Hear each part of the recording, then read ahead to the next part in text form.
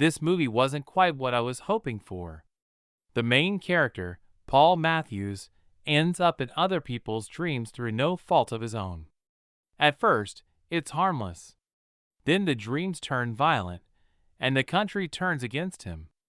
I wanted to be sympathetic when that happened, but he goes to social media and makes a video about how he's the only victim and everyone else that's been hurt just needs to get over it. I think that the movie would have been much more interesting if Matthews had been more understanding. There's a valid question raised by this movie. To what extent does "it's not my fault" really matter?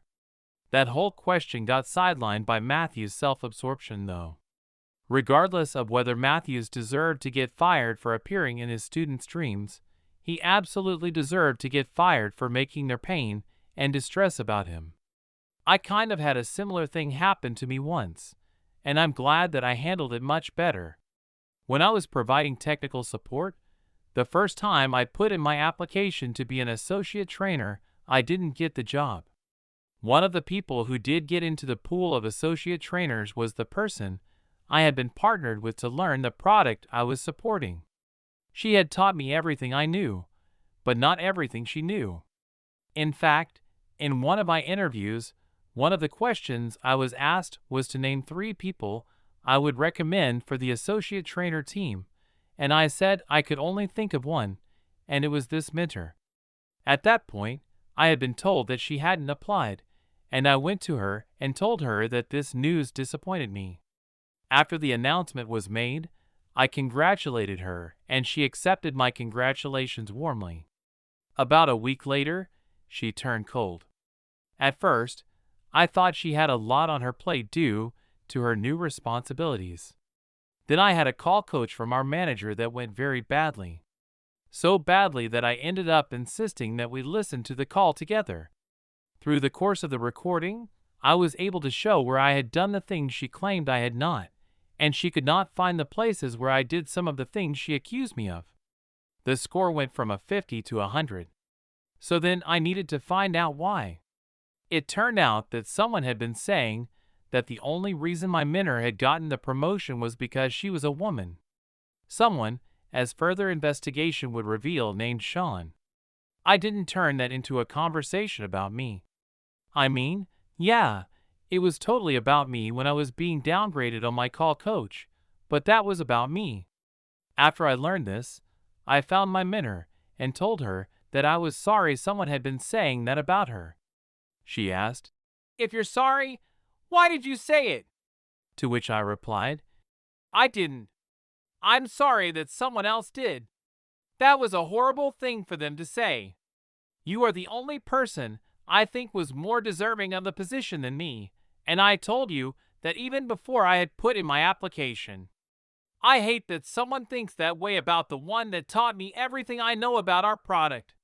When she remembered that I had told her she deserved the job more than me, she started looking into the question in more detail. It turns out that Sean and Sean are pronounced the same. When a Sean was escorted from the building a few days later, I inquired as to what happened and got the rest of the story. If I had gotten defensive and turned her pain around on me, I might have been the one to lose my job. By turning the spotlight onto the one being hurt, I was able to help direct the investigation to finding the real responsible party. What about the times when the wrongly accused behaves responsibly and compassionately, and things still go wrong?